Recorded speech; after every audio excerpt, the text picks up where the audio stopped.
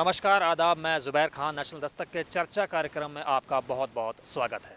आज़ादी के बाद पहले प्रधानमंत्री के तौर पर नेहरू ने शपथ ली और इस बीच गृहमंत्री के रूप में सरदार वल्लभ भाई पटेल ने देश की कमान संभाली। इस बीच देश में ये बहस कई सालों से चलती रही है कि नेहरू अगर प्राइम मिनिस्टर ना होते और उनकी जगह पर पटेल प्राइम मिनिस्टर होते तो ये हो जाता, पटेल प्राइम मिनिस्टर होते तो देश की बहुत तरक्की हो जाती, देश बहुत आगे निकल जाता।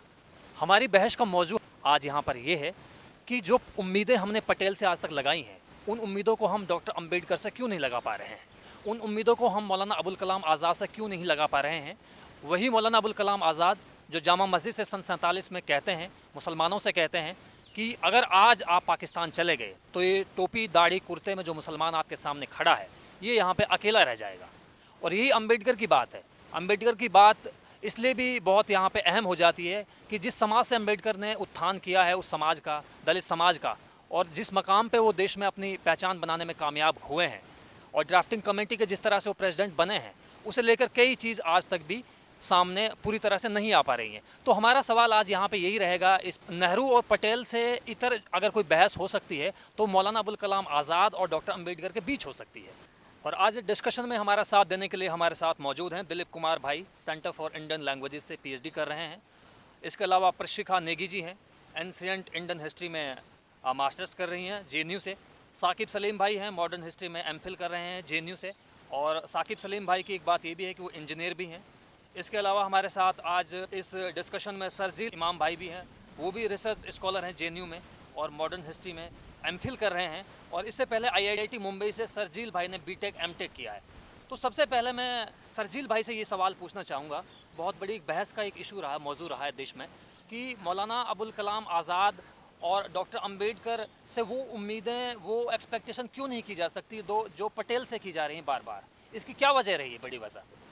मौलाना आज़ाद की शख्सियत हिंदुस्तानी इतिहास में इस तरह की है। वो एक मुसलमानों के वो नेता हैं जिन्होंने कोशिश की दशकों तक कि कांग्रेस के मेन स्ट्रीम में, मुख्य धारा में मुसलमानों को शामिल किया जाए। ये कोशिश उनकी आप अगर गौर करेंगे तो 1910 से, जब उनकी उम्र महज 20 साल के आसपास रही होगी, 1910 से लेकर के 1945-46 के आखिरी चुनाव तक ये कोशिश लगातार मौलाना आज़ाद ने की है कि मुसलमान कांग्रेस में बराबरी की हैसियत से शामिल हो पाएँ और कांग्रेस के हिंदू नेता और हिंदू अवाम भी मुसलमानों को बराबर का शरीक माने हिंदुस्तान की सियासत में। मगर अफसोस की बात यह है कि वो नाकाम रहे, वो जिसकी वजह से हमें बंटवारा वगैरह का मंजर देखना पड़ा। लेकिन अगर आप उनकी करियर पर गौर करेंगे तो इसमें कहीं शक नहीं है कि नेहरू और पटेल दोनों से ज़्यादा लंबे अरसे तक उन्होंने नेशनलिस्ट कॉज जिसको बोलते हैं उसकी सर्विस की है, उसकी खिदमत की है। उन्होंने कहीं ज़्यादा लिखा है, कहीं ज़्यादा पढ़ा है, कहीं ज़्यादा बोला है, इसमें कहीं शक नहीं है। वो उनके 50 साल का जो ज़ख़ीरा है, एक बार नज़र के सामने से गुजारा जाए तो आपको मिल जाएगा। सबसे पहले उन्होंने अपनी टीनेज उम्र में जो कम सिनी में ही लिसानुस्सिद्क़ नाम की एक मैगज़ीन शुरू की, जिससे कि वो हिंदुस्तान के उलेमा क्लास को नेशनलिस्ट कॉज के लिए लामबंद करना चाहते। वो मिस्र के किस्से सुनाएंगे कि अंग्रेज़ वहाँ क्या जुल्म कर रहे हैं, वो इराक़ के किस्से सुनाएंगे कि अंग्रेज़ वहाँ क्या जुल्म कर रहे हैं, ताकि हिंदुस्तान का उलेमा क्लास जागे, जो कि पहले ही अंग्रेज़ों के ख़िलाफ़ जद्दोजहद में लगा हुआ था, वो और इस जद्दोजहद को बड़े पैमाने पर ले जाना चाहते थे। उसके बाद उन्होंने उर्दू में अल-हिलाल शुरू किया, जो 15-20 साल तक शाये होता रहा, जिससे कि पढ़े लिखे मुसलमान तबके को उन्होंने अंग्रेज़ों के ख़िलाफ़ और उनकी हुकूमत के ख़िलाफ़ जगाने की कोशिश की। ये 1920 से 30 का जो दशक है, जिसमें आप देखते हैं कि मुसलमान कांग्रेस के प्रोटेस्ट मूवमेंट्स और वगैरह वगैरह में शामिल होते हैं बहुत बड़ी तादाद में, तो वो मौलाना आज़ाद और उलमा क्लास की ही बदौलत है कि खिलाफत मूवमेंट कामयाब होता है, नॉन कोऑपरेशन में तब्दील होता है, वगैरह वगैरह। तो आप देखेंगे कि जो बंटवारे के पहले के जो 50 साल हैं, उसमें पहले 30 साल मौलाना आज़ाद की बहुत अहम रोल रहा है। हुआ क्या, आखिरी 2 दशकों में, 2 दहाइयों में मुसलमान जो हैं वो कांग्रेस से दूर जाते गए। ख़ासकर जब हुकूमत कांग्रेस के हाथ में आई 1937, तब से आखिरी 10 साल तो मामला बिल्कुल उल्टा चला है कि मौलाना की लाख कोशिशों के बावजूद कांग्रेस मुस्लिम दुश्मन पार्टी साबित हुई और मौलाना के बावजूद भी मुसलमान कांग्रेस को वोट देने या उसमें शामिल होने के लिए तैयार नहीं हुए। इनफैक्ट मुस्लिम लीग का उन्होंने एक बहुत बड़ा फ्रंट खड़ा किया। उसके बावजूद आखिरी 10 साल में हिंदुस्तान को मुत्तहिद रखने के लिए, एक रखने के लिए मौलाना ने अथक कोशिशें की, जिसमें कि सबसे ज़्यादा इम्पोर्टेंट ये है कि उन्होंने कैबिनेट मिशन प्लान कांग्रेस में पास करवाया। उस वक्त वो 6 साल से कांग्रेस के सदर थे, 1939 से 35 तक। वो वर्ल्ड वॉर में इमरजेंसी सदर कांग्रेस के मौलाना आज़ाद थे। जब सब कांग्रेस लीडरशिप थी वो जेल में थी, उस वक्त मौलाना आज़ाद प्रेसिडेंट 6 साल तक सदर मुकर्रर रहे, और जब वो आप बाहर आए तो कैबिनेट मिशन प्लान को उन्होंने कांग्रेस में पास करवाया। और ये आखिरी प्लान था जो अंग्रेज़, मुस्लिम लीग और कांग्रेस तीनों ने पास किया था, जो कि एक यूनाइटेड इंडिया का गोल अचीव कर, जिसमें मतलब लग रहा था कि हिंदुस्तान को बंटने की ज़रूरत नहीं पड़ेगी। मौलाना आज़ाद अपनी किताब इंडिया विंस फ्रीडम में लिखते हैं कि इस चीज़ को पास करवाने के बाद मैं छुट्टी मनाने बम्बई, गालिबन बम्बई चला गया, जहाँ मौसम बेहतर था दिल्ली से, जहाँ की बहुत गर्मी थी। और मैंने एक गलती की जो जिसको मैं अपनी ज़िंदगी की सबसे बड़ी गलती मानता हूँ, वो ये थी कि मैंने नेहरू का नाम अपने बाद कांग्रेस के सदर बनने के लिए प्रपोज़ कर दिया। ये उनके अपने अल्फाज हैं, अगर आप पढ़ेंगे तो।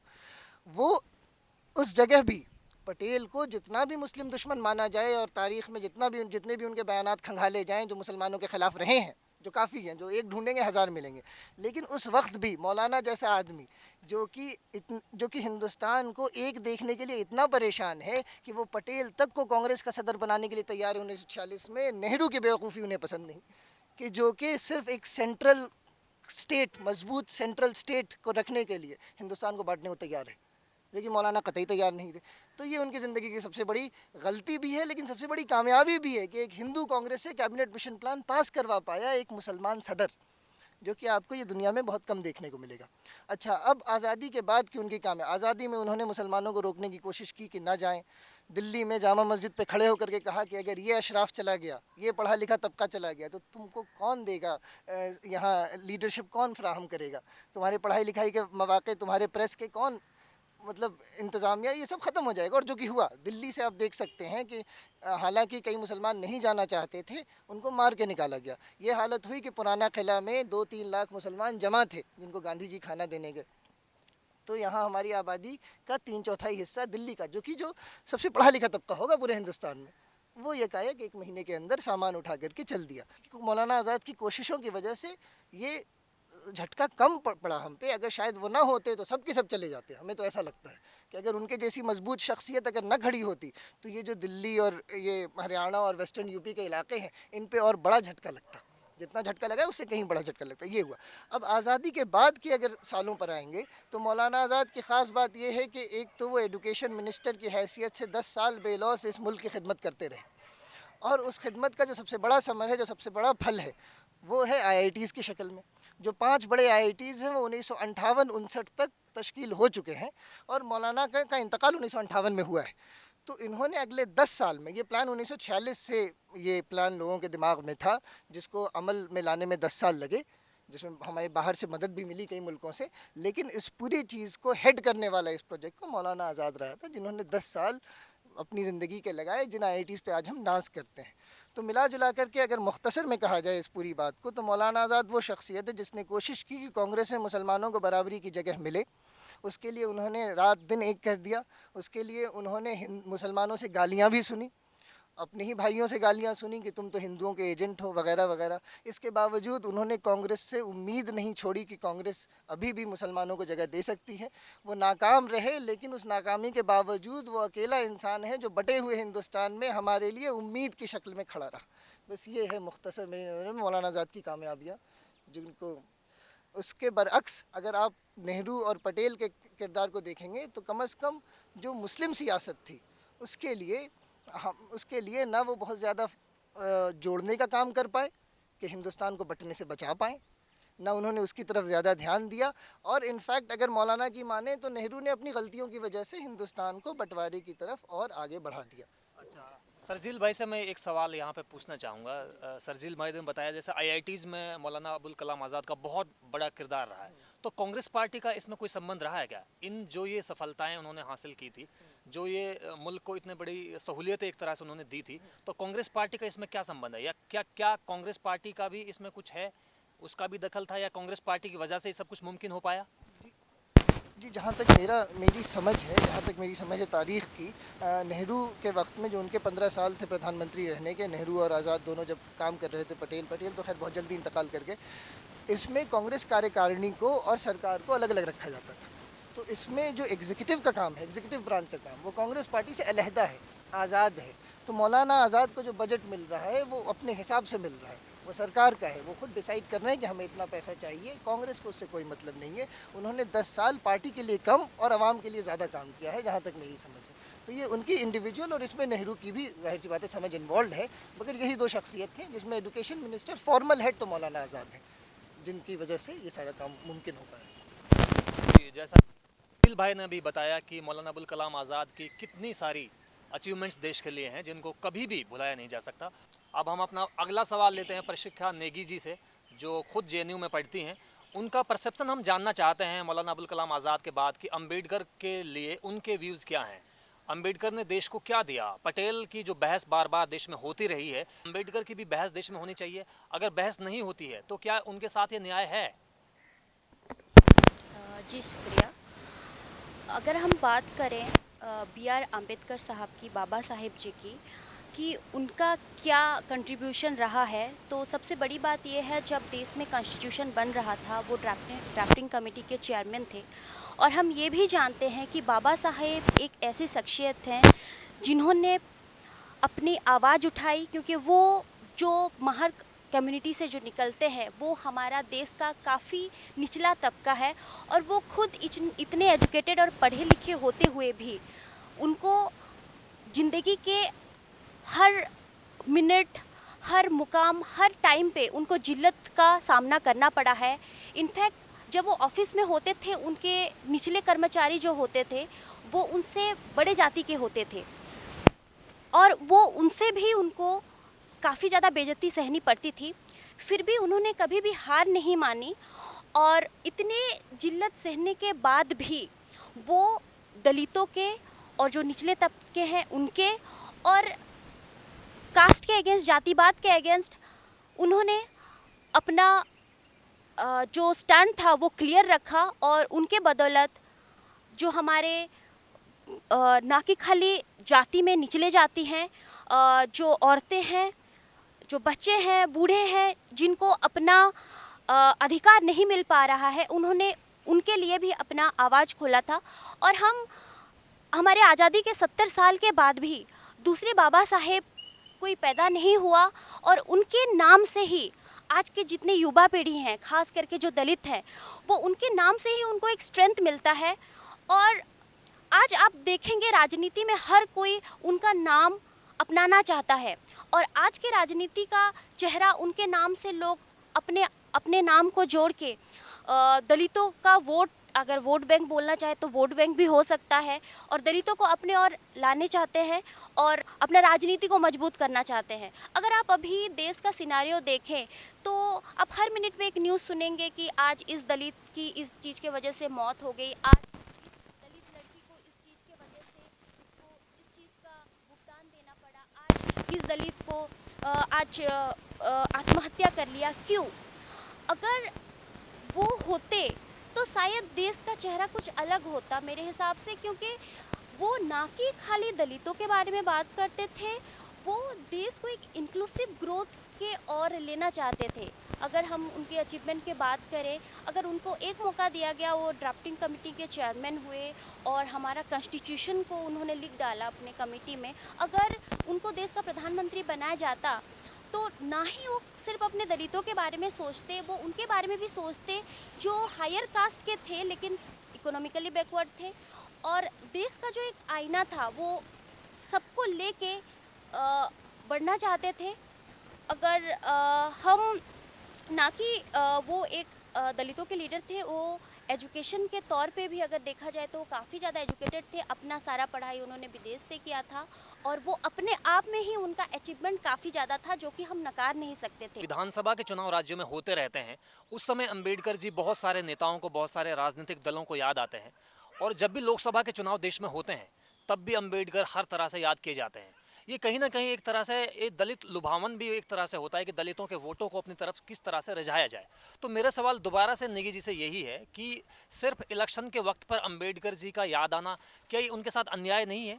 क्या हर समय अंबेडकर जी हर राजनेता के, हर सरकार के, हर देशवासी के जहन में नहीं होने चाहिए? जी।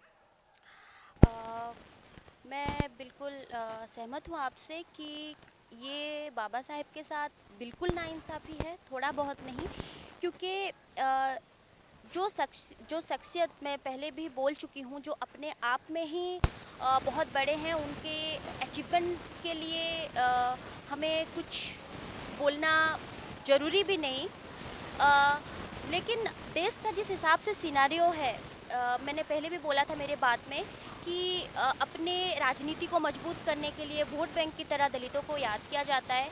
जैसे मैंने बोला था कि बाबा साहेब केवल दलितों के लिए नहीं है, उनका जो मेंटालिटी था, सोचधारा था, उनका जो सोचते थे, वो सबको लेके एक सामूहिक विकास के ओर पे उनका रुझान था। और जैसे आपको पता भी होगा, कांग्रेस के टाइम पे वो जब लॉ मिनिस्टर थे, तभी उन्होंने औरतों को, वुमेंस को प्रॉपर्टी राइट दिलाने के लिए उन्होंने लड़ा भी था, और उसके वजह से उनको रिज़ाइन भी देना पड़ा था। तो वो केवल ऐसा नहीं था कि वो दलितों के लिए थे, दलितों के लिए उनका आवाज़ था, औरतों के लिए भी था, बल्कि उन सबके लिए था जो अपने लिए अपना आवाज़ को वो उठा नहीं सकते थे।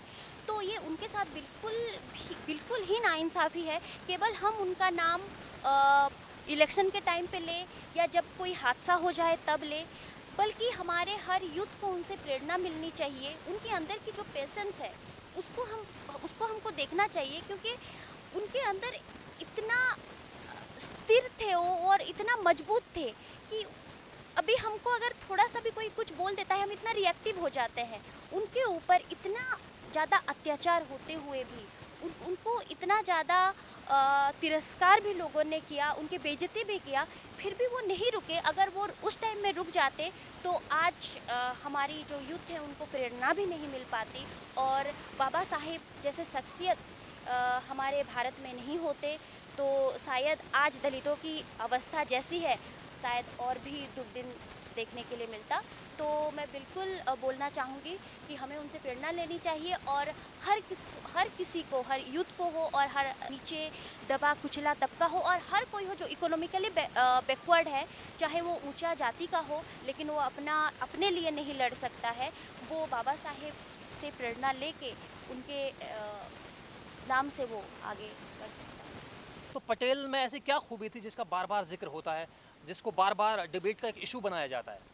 मेरे ख़्याल से जब हम सरदार पटेल की बात करते हैं, तो आज के हमारे डिस्कोर्स में जो चीज़ हम लोग ध्यान से हमारे निकल जाती है, वो बार बार ये ध्यान से निकल जाता है कि हम सरदार पटेल की बात करते हुए ऐसे बात करने लगते हैं जैसे कि किसी भाजपा के नेता की बात कर रहे हैं, उस भाजपा की जो कि सन 1952 या सन 1947 में थी ही नहीं। हम लोग ऐसे बात करते हैं जैसे कि नेहरू के सामने कोई दूसरा राजनेता चुनाव लड़ रहा था, जैसे मनमोहन सिंह और मोदी एक दूसरे के सामने चुनाव लड़े।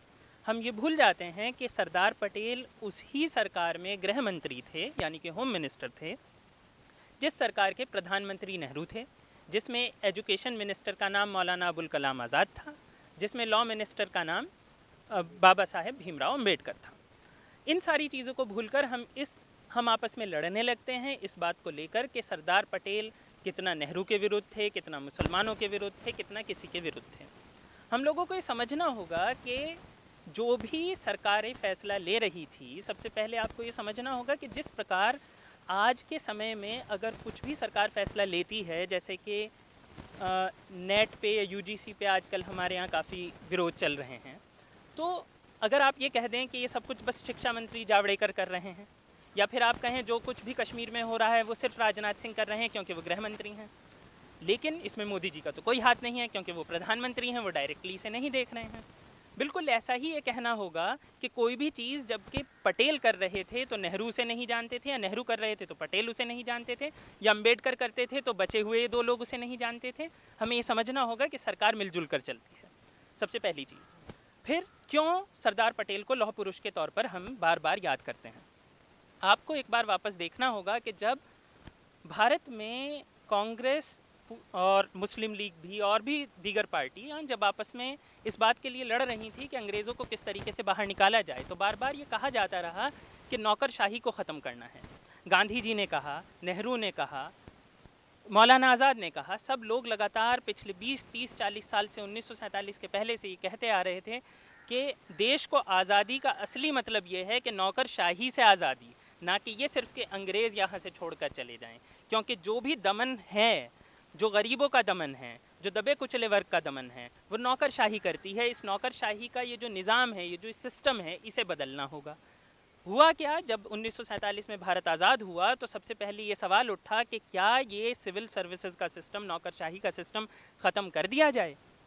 नेहरू चाहते थे कि ख़त्म कर दिया जाए, बाकी बहुत से बड़े नेता चाहते थे ख़त्म कर दिया जाए, लेकिन पटेल साहब का यहाँ पर ये कहना था कि नौकरशाही को ख़त्म नहीं किया जा सकता, क्योंकि अभी वैसे ही देश एक बहुत बड़ी समस्या से जूझ रहा है, जो कि पार्टीशन थी। दोनों तरफ दंगे चल रहे थे, लोग मर रहे थे। उन्होंने कहा आप एक सेकंड में ये कहें कि पुलिस सर्विसेज भी ख़त्म हो गई हैं, एडमिनिस्ट्रेटिव सर्विसेज भी ख़त्म हो गई हैं, तो उसके बाद ये सब कुछ संभालेगा कौन। और ऐसे में नौकरशाही को जो बचाने का बीड़ा उठाया वो सरदार पटेल साहब ने उठाया। और आप देख भी सकते हैं कि आज तक पुलिस एकेडमी, जहाँ पे आईपीएस अफसर जाके अपना प्रशिक्षण लेते हैं, उसका नाम भी सरदार पटेल के नाम पर है। वो एक तरीके से उन्हें अपनी श्रद्धांजलि देते हैं। अब आपको ये समझना होगा कि जब उन्होंने नौकरशाही बचाई तो इस देश में आज भी हम जानते हैं नौकरशाही कितनी मजबूत है। नौकरशाही इतनी मजबूत है, और नौकरशाही ही जब देश को चलाती है तो वो अपने आप को बचाने वाले आदमी के लिए भी कुछ अच्छा ही बोलेंगे। तो उन्होंने पटेल साहब के ज़्यादा करीब जाना शुरू किया, उनको अच्छा कहना शुरू किया। उसके बाद जो लोग रिटायर होने के बाद किताबें लिखते रहे भारत की आज़ादी पर, उन्होंने अपनी किताबों में कहा कि किस तरीके से पटेल साहब ही सब कुछ थे। तो जाहिर सी बात है वो उनके एक तरीके से, जिसे हम कहते हैं व्यक्तिगत या पर्सनल रिलेशन हैं आपस के, वहाँ पे उनकी अपनी चीज़ें हैं यहाँ पर। लेकिन यहाँ पर ये बात कह देना कि पटेल साहब, जो कि एक आम तौर पे आजकल की समय में धारणा बन गई है कि पटेल साहब कोई आरएसएस के आदमी थे, ये एक बहुत ही अजीब सी धारणा है। और ये धारणा ऐसी क्यों है, इसकी एक वजह है कि जब भी आरएसएस या बीजेपी की हम बात करते हैं, उनके पास दिखाने के लिए इमरजेंसी के एजिटेशन से पहले कुछ भी ऐसा नहीं है जिसे वो ये कह सकें कि ये पूरे देश के स्तर पर या कंट्री के लेवल पर उन्होंने कुछ भी किया था। उन्होंने कुछ नहीं किया था। अब वो क्या कहें कि उन्होंने क्या किया था, तो उन्हें अपने हीरो बनाने पड़ते हैं। अब हीरो बनाने में बहुत मेहनत लगती है। आपको समझना होगा, आपको एक आदमी को हीरो बनाना है, उसके लिए आप कहानियाँ लिखेंगे, किताबें लिखेंगे, चैनलों पे चलाएंगे। उससे अच्छा क्या है, एक आदमी जो ऑलरेडी हीरो बना हुआ है लेकिन सरकार उसे दूसरे नंबर पर रखती है। उसकी अपनी वजह है कि नेहरू गांधी परिवार ने हमेशा राज किया, तो जाहिर सी बात है वो बाकी लोगों को दूसरे नंबर पर रखते हैं। चाहे वो पीवी नरसिम्हा राव हों, चाहे मोरारजी देसाई हों, वो सबको दूसरे नंबर पर ही रखेंगे, ये उनका तरीका है। तो ऐसे में जो आदमी दूसरे नंबर वाला हीरो था वो बना बनाया मिला। आरएसएस ने कहा कि अच्छा चलो, ये आदमी बहुत अच्छा था, ये नेहरू से अच्छा था। इस तरीके से वो नेहरू के सामने खड़ा करने के लिए एक व्यक्ति को खड़ा कर लेते हैं जो कि खुद कांग्रेस का ही है। लेकिन ये इतना अच्छा जाल बुना जाता है कि कांग्रेस में जो लोग कम समझ वाले होते हैं वो भी एकदम से नारा लगाने लगते हैं, नहीं नहीं पटेल अच्छे नहीं थे। वो ये भी भूल जाते हैं कि पटेल उनके अपने आदमी थे या शास्त्री उनके अपने आदमी थे। हम कई बार देखते हैं कि शास्त्री के बारे में भी ऐसी बातें की जाती हैं। ये बातें लगातार चल रही हैं किस तरीके से। और आपने देखा होगा कि एक हीरो को किस तरीके से आरएसएस अपने लिए इस्तेमाल कर लेता है। पिछले कुछ साल में बड़ी मेहनत कर कर हिंदुस्तान में दबे कुचले समाज ने, ख़ास तौर पर जब से बामसेफ का गठन हुआ, उसके बाद काशीराम जो थे वो भारत के सबसे बड़े प्रदेश में सरकार बनाने में कामयाब रहे। उसके साथ साथ एक चीज़ हुई कि अंबेडकर साहब जो थे वो सेंटर स्टेज लेना शुरू कर चुके थे सन 70 के बाद लगातार। अब धीरे धीरे जब उन्हें लगा कि चलो पटेल के बाद एक और भी हीरो बन गया है, उसका नाम है भीमराव अंबेडकर, तो इन्होंने क्या किया, अब इन्होंने कहना शुरू किया देखिए भीमराव अंबेडकर तो हिंदू महासभा के करीबी थे। आप देख सकते हैं पंचजन्य ऑर्गेनाइज़र, इन्होंने बाकायदा स्पेशल सीरीज़ निकाली है। आप समझिए, आप ये कह रहे हैं कि अंबेडकर अच्छे हैं अच्छे हैं अच्छे हैं, वो ये नहीं कह रहे हैं कि अच्छे नहीं हैं, वो कह रहे हैं ये हमारे आदमी हैं। यही उन्होंने पटेल के साथ किया कि पटेल अच्छे हैं, वो ये नहीं कहते हैं बुरे हैं, वो कहते हैं ये हमारे आदमी हैं। शास्त्री अच्छे हैं, बहुत अच्छी बात है, ये भी हमारे आदमी हैं। नेहरू को छोड़कर वो हर किसी को कह देंगे ये हमारे आदमी हैं। तो आपको ये समझना होगा कि जब हम इस बहस में पढ़ रहे हैं तो हम एक ही सरकार के अलग अलग मिनिस्टर्स को आमने सामने रख के बैठ गए हैं, और हम वैसी ही बात कर रहे हैं जैसे आज के समय में मोदी सरकार हमें बता देती है कि देखिए ये काम मोदी जी नहीं कर रहे हैं, ये तो कुछ गौरक्षा आंदोलन वाले कर रहे हैं, ये साध्वी ये कर रही हैं, ये कर रहे हैं। भैया वो आपके एमपी हैं, आपको उनकी जिम्मेदारी लेनी पड़ेगी। अगर अंबेडकर कुछ भी करते हैं तो जिम्मेदारी कहीं ना कहीं नेहरू की भी थी या पटेल की भी थी या फिर मौलाना आज़ाद की भी थी या फिर राजकुमारी अमृत कौर की भी थी। सब लोग कैबिनेट में एक साथ बैठे हुए हैं। हाँ, जब अंबेडकर साहब को इस्तीफ़ा देना पड़ता है हिंदू कोड बिल पर, तो जिम्मेदारी फिर से इन सब की वापस आती है। आपको ये जवाब मांगना होगा कि उन्होंने क्यों इस चीज़ पर इस्तीफ़ा दिलाया। अब मुद्दा ये आता है कि कौन बनता कौन नहीं बनता, तो उसके बारे में क्या कहा जा सकता है। एक बहुत मशहूर शायर हुए हैं मिर्ज़ा गालिब, जिनका एक बड़ा मशहूर शेर है, हुई मुद्दत गालिब मर गया पर याद आता है हर एक बात पर कहना, यूँ होता तो क्या होता। अब वही बात है, उससे ज़्यादा बहुत सारी बातें मेरे हिसाब से पटेल जी के बारे में साकिब भाई ने बताई हैं। और अब हम अपने अगले स्कॉलर के पास चलते हैं, जिनका नाम है दिलीप कुमार भाई। Dilip Kumar ji centre for Indian languages में पीएचडी के स्कॉलर हैं। दिलीप कुमार से पहला सवाल हमारा ये है यहाँ पर कि जो लोग पटेल को एक चेहरा बनाने की कोशिश में हैं और जो लोग अंबेडकर को और मौलाना अबुल कलाम आज़ाद को नीचा दिखाने की कोशिश में लगे हुए हैं देश में, ये कौन लोग हैं? क्या ये सही कर रहे हैं? क्या पटेल ये चाहते थे जो ये करना चाह रहे हैं? क्या मौलाना अबुल कलाम आज़ाद इनकी सराहनाओं के मोहताज हैं? क्या डॉक्टर अंबेडकर की जो कुर्बानियाँ हैं इनके ना कहने से वो ख़त्म हो जाएंगी? आखिर कौन लोग हैं जो पटेल को बहुत ऊंचा दिखाने की कोशिश में लगे हुए हैं सन 47 से आज तक, और इन 2-3 चेहरों के अलावा और कोई मतलब किसी और चेहरे पे बात नहीं करना चाहते, सिर्फ पटेल और नेहरू के आसपास की बहस में पढ़ना चाहते हैं, और वहाँ से भी नेहरू को मतलब डिक्रीज किया जा रहा है ग्रेजुअली। हालांकि नेहरू की भी अपनी अचीवमेंट्स रही हैं, नेहरू ने भी बहुत कुछ देश को दिया, इसमें कोई इस बात से कोई मेरे हिसाब से इनकार नहीं कर सकता, लेकिन इसके बावजूद हमें सिर्फ पटेल ही क्यों पसंद है? अंबेडकर में और मौलाना अबुल कलाम आज़ाद में से क्या खामी रह गई? तो ये कौन लोग हैं, कौन इनकी इजाज़त देता अगर वो जिंदे होते आज यहाँ पे? नेहरू, पटेल, अंबेडकर या मौलाना अबुल कलाम आज़ाद? जी दिलीप भाई।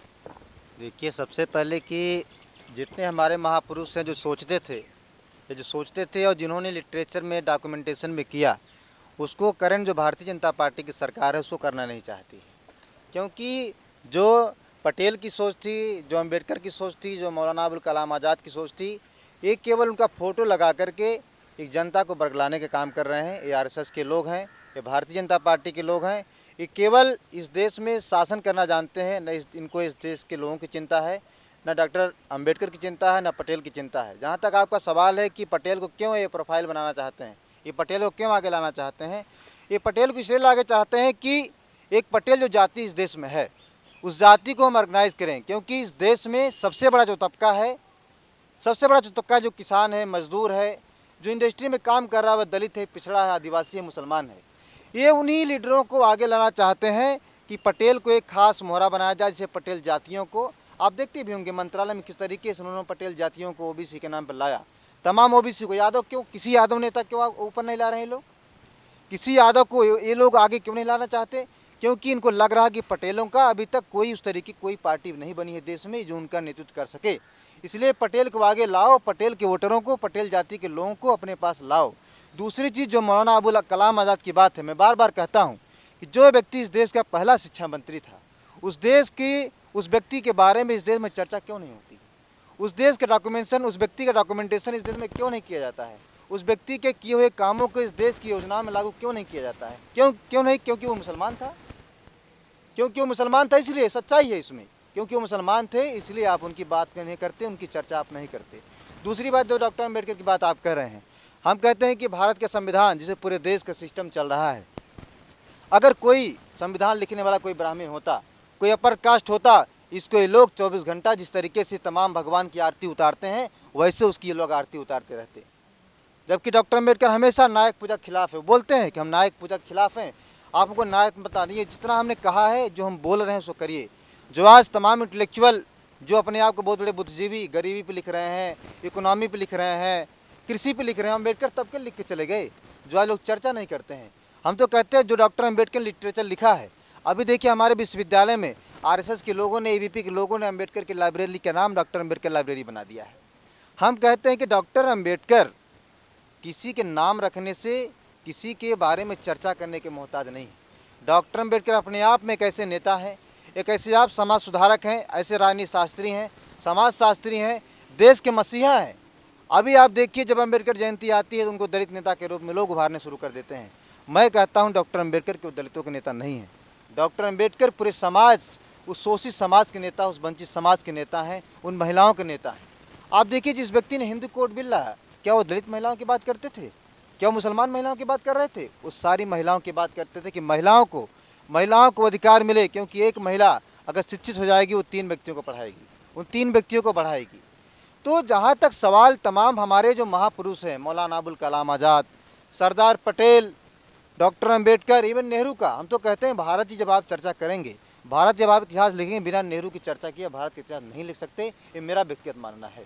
क्योंकि नेहरू जब इस देश के प्रधानमंत्री बने, हम कहते हैं कि अब एक साथी चर्चा कर रहे थे कि बाकी लोग कन्नी काट जाते हैं कि उनका निजी मामला है, उनका व्यक्तिगत मामला। मैं नहीं मानता हूँ। अरे भाई, उसी कैबिनेट का मंत्री है, उसी सेम कैबिनेट में जहाँ प्रधानमंत्री ने शपथ लिया, वही मंत्री वो भी शपथ लेता है, उसी कमरे में वो भी शपथ लेता है, उसी संविधान की सौगंध शपथ वो भी खाता है, आप भी खाते हो। आप कैसे कर सकते हो अलग हमसे? आप देखिए जिस तरीके से अभी उत्तर प्रदेश में सरकार बनी है, जिस तरीके गुंडे एक गाय के नाम पर, जो गाय यहाँ पर आपके दिल्ली की सड़कों में वो पॉलीथीन चबा रही हैं, उनका सेवा कौन करेगा? उनको तो आप चारा नहीं दे रहे हैं, उनकी तो बात आप नहीं कर रहे हैं। कोई व्यक्ति गाय को पालने के लिए, पहलू खान जिसकी चर्चा हम लोग किए, हम लोग गए भी थे, पहलू खान जिसको इन लोगों ने मारा।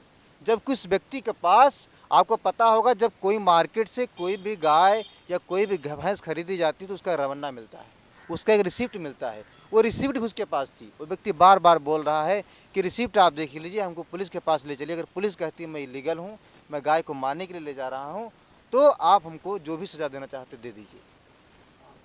दिलीप जी से मैं एक सवाल यहाँ पे पूछना चाहूँगा। दिलीप जी ने बहुत ही कायदे से अम्बेडकर का जिक्र किया, बहुत ही सलीके से मौलाना अबुल कलाम आज़ाद के बारे में भी बताया। दिलीप भाई से मैं पूछना चाहूँगा इस बात के लिए कि अगर नेहरू पटेल पे देश में बहस हुई है, तो अब मौलाना अबुल कलाम आज़ाद और डॉक्टर अम्बेडकर को लेके किन विषयों पे बहस होनी चाहिए?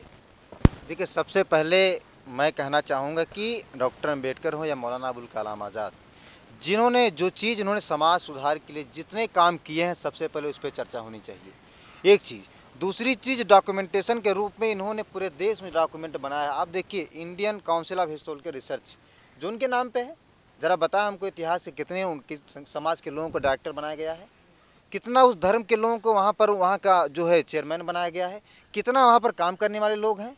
डॉक्टर अम्बेडकर प्रतिष्ठान है, आप देखिए डॉक्टर अम्बेडकर जो प्रतिष्ठान है, अभी देखिए उसको एनओसी नहीं मिली है, उसका एनओसी नहीं मिला है सरकार में।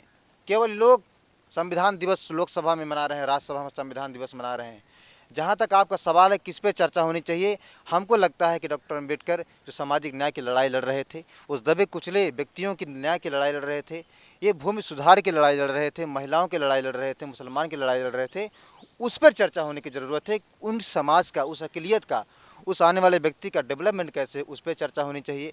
अबुल कलाम आज़ाद जो सोचते थे, जो उन्होंने लिटरेचर डॉक्यूमेंटेशन किया, जो पहला व्यक्ति शिक्षा मंत्री है, हम तो कहते हैं उसका प्रतिवर्ष शिक्षा मंत्री के रूप में उसका हर वर्ष एक आयोजन किया जाना चाहिए। उसके किए हुए कामों को जनता की भी सरकारी वेबसाइट के द्वारा, सरकारी योजनाओं के द्वारा जनता के बीच ले जाना चाहिए। डिस्कशन में बहुत थोड़ा वक्त बचा है और आखिरी वक्त में हम सरजील भाई के पास दोबारा यहाँ पे जाने की कोशिश में हैं। सरजील भाई से मैं दोबारा ये सवाल पूछना चाहूँगा कि सरजील भाई, मौलाना अबुल कलाम आज़ाद जो हैं वो आज़ादी के वक्त में कांग्रेस के राष्ट्रीय अध्यक्ष थे, और मुझे नहीं लगता कि देश में मौलाना आज़ाद नेशनल उर्दू यूनिवर्सिटी के अलावा इस देश में कोई और ऐसा संस्थान है, कोई और ऐसी जगह है। जैसे अभी दिलीप भाई बता रहे थे कि अम्बेडकर के नाम से कुछ ऐसी चीज़ें बनी हुई हैं, और अम्बेडकर को जब तब चाहे बहुजन समाज पार्टी के द्वारा, चाहे रिपब्लिकन पार्टी के द्वारा याद किया जाता रहा है, लेकिन मौलाना अबुल कलाम आज़ाद को कोई याद क्यों नहीं कर रहा है? मुसलमानों ने भी मेरे हिसाब से मौलाना अबुल कलाम आज़ाद को भुला दिया है। तो ये कहना कहाँ तक सही है कि मौलाना अबुल कलाम कहीं के ना रहे, ना कांग्रेस पार्टी के रहे, मुस्लिम लीग का उन्होंने पूरी तरह से एक तरीके से मुखालफत की। तो आज़ादी के बाद में 10 साल तक वो एजुकेशन के मिनिस्टर रहे हैं, और उसके बाद में मुसलमान कोई उस पर डिस्कशन नहीं कर रहे हैं, और आज तक भी डिस्कशन नहीं हुआ है। तो मैं समझ रहा हूँ कि मौलाना अबुल कलाम आज़ाद कहीं के ना रहे, ये मेरा कहना सही है क्या? लेकिन उसके बाद जब उनका इंतकाल हो गया, उसके बाद से आज तक न मुसलमान और न कांग्रेस पार्टी ही कोई सुनियोजित तरीके से मौलाना की सोच को आगे बढ़ाने, या मौलाना जिन कम्युनिटीज़ को रिप्रेजेंट करते थे या जिनको एक करने की कोशिश कर रहे थे, उन प्लान को आगे बढ़ाने की, आपने बिल्कुल सही कहा। एक मौलाना आज़ाद उर्दू यूनिवर्सिटी, उसको भी अल्लाह जाने कितना फ़ंड मिलता है, और उसके अलावा 1-2 कॉलेजेस रोड्स के नाम तो खैर वो तो रख ही देते हैं, वो तो कोई बड़ी बात नहीं है। लेकिन एक माइनॉरिटी इंस्टीट्यूट की हैसियत से मेरे ख्याल है मौलाना आज़ाद उर्दू यूनिवर्सिटी अकेला होगा। तो यहाँ पर थोड़ा काम मुसलमानों को इंट्रोस्पेक्शन का है कि हम खुद झांकें अपने अंदर और पढ़ें कि मौलाना आज़ाद ने क्या लिखा 39 सालों में, कैसे उनकी सोच बदली अलग अलग दशकों में। जब वो शुरू कर रहे हैं अल हिलाल लिखना 1920 में, आज 100 साल उसको पूरे हो गए। 1914-15 के आसपास उन्होंने शुरू किया था, आज 100 साल अल हिलाल को शुरू हुए पूरे हो गए हैं। क्या बताइए कि अल हिलाल के मेयार का, अल हिलाल की आज़ादी रखने वाला, दिमाग में फ्रीडम ऑफ थाट, इन सब की आज़ादी रखने वाला, जो फ्रीडम ऑफ प्रेस की आज़ादी की बात करे, ऐसा कोई जर्नल मुसलमानों का है अभी हिंदुस्तान में? क्या हम कोई ऐसा जर्नल चला रहे हैं जो कि आज़ाद ख्याल हो, जो कि ताकत के सामने आवाज़ उठाने की हिम्मत रखे, जो क्राउड फंडेड हो, जो सोर्स फंडेड हो? क्या ऐसा कोई जर्नल है हमारे पास? तो सबसे पहला सबक, अगर मौलाना आज़ाद पे बात ही करनी है, तो सबसे पहला सबक मौलाना आज़ाद की तरफ से ये है कि तुम अपनी आवाज़ को बुलंद करो, अपनी आवाज़ को बनाओ। ये सबसे पहला सबक है। अच्छा, दूसरी बात कि ख़ुद मुसलमानों ने क्यों उन्हें भुला दिया, तो उसके पीछे एक प्रॉब्लम ये है कि कांग्रेस का टैग जो लग गया, तो हिंदुस्तान के कई इलाकों में कांग्रेस को एक हिंदू पार्टी की तरह देखा जाता था, ठीक है। तो जो कांग्रेस का टैग लग गया, तो उसकी वजह से मौलाना आज़ाद को भी शक की निगाहों से देखा जाने लगा। आप अगर पाकिस्तान में और हिंदुस्तान के भी कई लोगों की बात सुनेंगे, जो बुज़ुर्ग, हमारे बुज़ुर्गान दीन भी, मौलाना भी बोला करते हैं ऐसा, तो उसमें से पाकिस्तान के कुछ तो डायरेक्ट ये बोलते हैं कि वो मुसलमान थे ही नहीं। इस तरह के भी इल्ज़ामात उन पे लगे हैं कि वो एजेंट है गोया हिंदुओं का, इस तरह करके। वो बड़ी साफ बात है, ये कई लोग बोलते हैं। लेकिन उसमें गलती हमारी है, क्योंकि हम ये नहीं समझ पा रहे हैं कि वो इंसान कहाँ फंसा था, वो किस परेशानी से दो चार है, वो क्या करना चाह रहा है, उसने अपनी कौम के लिए क्या ख्वाब देखा है, वो तो तुम्हें अंदाज़ा नहीं है। वो किन परेशानियों में मुब्तला है ये भी नहीं पता है। दूर से देख रहे हो कि गांधी के साथ बैठा हुआ है तो बोल रहे हो, तो ये हमारी गलती है। कुछ हमारी कौम की अपनी गलतियाँ हैं कि हमने एक सिरे से जब कांग्रेस को खारिज किया, जब कांग्रेस ने हम पे मजालिम भी बहुत ढाए हैं पिछले 70 साल में, इसमें कोई शक नहीं है, तो जब एक सिरे से हमने कांग्रेस खारिज किया, तो कांग्रेस के साथ जो काम के मुसलमान भी थे, जो काम के हिंदू भी थे, उनको भी खारिज कर दे रहे हैं। ये हमारी गलती है। तो इसमें हमें कैरेक्टर बाई कैरेक्टर देखना है कि इस किरदार का रोल क्या रहा है। क्या इस किरदार का रोल जोड़ने वाला रहा है तो वो हमारा हीरो है। फिर हमें देखना है कि वो जोड़ने की कोशिशें कैसे करता था, वो अखबारों का इस्तेमाल कैसे करता था, वो पार्लियामेंट का इस्तेमाल कैसे करता था, वो स्कूलों का इस्तेमाल कैसे करता था। मौलाना आज़ाद के खुतबे आप पढ़िए मदरसों के रिफॉर्म पे, वो चीज़ें जो 100 साल में भी हम बहस करके पूरा न कर पाए हैं, थोड़ा आगे बढ़े हैं, ये तो अल्लाह का फजल, लेकिन पूरा नहीं कर पाए हैं। तो ये सारी ऐसे करके कई चीज़ें मिलेंगी जिस पर आपको एक नज़र षानी ज़रूरी है। जी, डिस्कशन के आखिरी हिस्से में हम एक बार फिर से साकिब भाई के पास जाना चाहेंगे पटेल के इशू को लेके। मैं साकिब भाई से जानना चाहता हूं कि पटेल के इशू को लेके जो बार बार एक चीज़ होती है कि पटेल से बहुत ज़्यादा उम्मीद लोगों को है। तो मैं ये समझ रहा हूँ, जो मौलाना अबुल कलाम आज़ाद के लिए मैंने अभी कहा कि उनके नाम से नेशनल उर्दू यूनिवर्सिटी के अलावा इस देश में कुछ नहीं है आज तक, तो वही कहानी क्या आपको पटेल के लिए भी नहीं नज़र आती? क्या स्टैचू ऑफ पटेल बनाए जाने के बाद क्या उनकी उनके जो देश में जो उन्होंने रियासतों को मिलाया था, यूनाइट देश को किया था, यह ख़त्म हो जाता है क्या? और दूसरा सवाल मेरा ये भी है कि क्या पटेल को तरजीह देना, पटेल को प्रेफरेंस देना, क्या सिर्फ राजनीति है या फिर उनके लिए कुछ सरकार ने ऐसे काम किए हैं जिनसे पटेल को हमेशा याद किया जाएगा? जी साकिब भाई। देखिए, सबसे पहले तो याद करने वाली बात वहीं के वहीं है, जो कि मैंने आपसे पहले भी कहा था कि किसी इंसान को हमें हीरो के तौर पे बना हुआ है, हमें उसके हीरो का दर्जा और ज़्यादा बढ़ाते जाना है, क्योंकि उस हीरो से उन्हें नेहरू को काउंटर करने की जगह मिलती है। गांधी को काउंटर करने का एक नैरेटिव, वो जो कि झूठा नैरेटिव है, वो नैरेटिव वो बना देंगे और उसके बाद वो कहेंगे कि देखिए देश के साथ कितना बुरा नेहरू ने किया। सबसे पहले आपको ये समझना होगा कि वो उस इंसान को उस वक्त पर अपनी पार्टी का मेंबर दिखा रहे हैं लोगों की नज़रों में, जिस वक्त के उनकी पार्टी इस दुनिया में मौजूद नहीं थी। तो ये एक काफ़ी ज़रूरी चीज़ थी। उसके अलावा मैं ये भी कहना चाहूँगा कि ऐसा नहीं है कि चीज़ों के नाम नहीं रखे गए। मौलाना आज़ाद के नाम पर मौलाना आज़ाद मेडिकल कॉलेज भी है, सरदार पटेल के नाम पर भी बहुत कुछ है, यूनिवर्सिटी भी है, कई यूनिवर्सिटीज़ हैं, एग्रीकल्चरल यूनिवर्सिटीज़ हैं, काफ़ी कुछ है। लेकिन उन सब से क्या फ़र्क पड़ता है? उन सब से कोई फ़र्क नहीं पड़ता है। क्या मौलाना आज़ाद के या फिर पटेल के नाम रख देने से किसी समाज के किसी तबके को, वर्ग को कोई फ़ायदा हुआ? नहीं हुआ। कुछ और नाम रख लेते आप, उसका नाम महात्मा गांधी यूनिवर्सिटी रख लेते, कोई फ़र्क ना पड़ता। आप उसका नाम नरेंद्र मोदी यूनिवर्सिटी रख लेते, कोई फ़र्क ना पड़ता। आप नरसिम्हा राव यूनिवर्सिटी रख लेते, कोई फ़र्क ना पड़ता। यदि आप उस वर्ग के लिए कुछ करने वाले थे, जैसे कि आप उनके लिए कोई रिजर्वेशन पॉलिसी लाते, पढ़ाई सस्ती करते, बाकी देश के मुकाबले कुछ करते, या फिर कोई नौकरी का कोई प्लान लेकर आते, जब आपने वो नहीं किया तो ये कहना तो खामा-खा की बात है कि मतलब हम लोगों ने इस आदमी के नाम पर ये बना दिया या वो बना दिया और वो याद रखा जाएगा। उसे याद रखने के पीछे उनका अपना मकसद है, उसे हीरो बनाने के पीछे उनका मकसद है, या फिर मौलाना आज़ाद को हीरो ना बनाने के पीछे भी एक मकसद है। और ये मकसद कहीं ना कहीं, जैसे शर्जील इमाम साहब ने बोला, अगर आप उस चीज़ को देखें तो वो मकसद ये भी है कि अगर मौलाना आज़ाद हीरो बनने में कामयाब हो जाए मुसलमानों के, तो लोगों को एक ऐसी आइडेंटिटी मिल जाएगी जिसके पीछे वो लोग यूनाइट हो सकें। और ऐसा होने से मुसलमान कहीं ना कहीं कांग्रेस के पीछे यूनाइट हो जाएगा। और ये आज की जो पॉलिटिकल सिनारियो है उसमें बड़ी अजीब सी चीज़ हो जाएगी कि सारे मुसलमान अगर किसी भी एक पार्टी को वोट दें, आप समझ रहे हैं, कुछ स्टेट्स में जैसे यूपी है, बिहार है, बंगाल है, केरल है, वहाँ पे इसका जो असम है, वहाँ पर जो इसका असर होगा वो पॉलिटिकली कितना ख़तरनाक और कितना अलग तरीके का हो सकता है। ख़तरनाक तो गलत वर्ड है, मतलब कितना अलग आरएसएस के लिए खतरा हाँ, है। मतलब हाँ, आज जो लोग आज पावर में हैं उन लोगों के लिए, सिर्फ आरएसएस के लिए नहीं, इवन मुलायम सिंह यादव की पॉलिटिक्स को खतरा हो जाएगा, लालू की पॉलिटिक्स को खतरा हो जाएगा, इन सब की पॉलिटिक्स, बहुत लोगों की पॉलिटिक्स खतरे में आ जाएगी। इसी तरीके से अगर भीमराव अंबेडकर को ये लोग law minister of a Congress ministry, अगर इस तौर पर कि कांग्रेस मिनिस्ट्री के एक मिनिस्टर थे, अगर इस तौर पर कोई प्रेजेंट करने आ जाए तो ये कांग्रेस को खुद ब खुद एकदम से फ़ायदा दे देगा। और ऐसा फ़ायदा होना फिर से बहुत सारी पार्टीज़ के लिए ख़तरनाक है। आप समझिए कि किस तरीके से नैरेटिव्स बन रहे हैं, उन नैरेटिव्स का किसी को नुकसान है। और कांग्रेस की पिछले 70 साल में जो कि सबसे बड़ी कमी कह लीजिए कुछ, उन्होंने सिर्फ एक फैमिली पर सारा का सारा ध्यान रखा, उन्होंने इधर उधर नहीं देखा। उन्होंने आप खुद देख लीजिए कि वो दिल्ली में सबकी समाधि बनाते हैं, नरसिम्हा राव की नहीं बनाएंगे।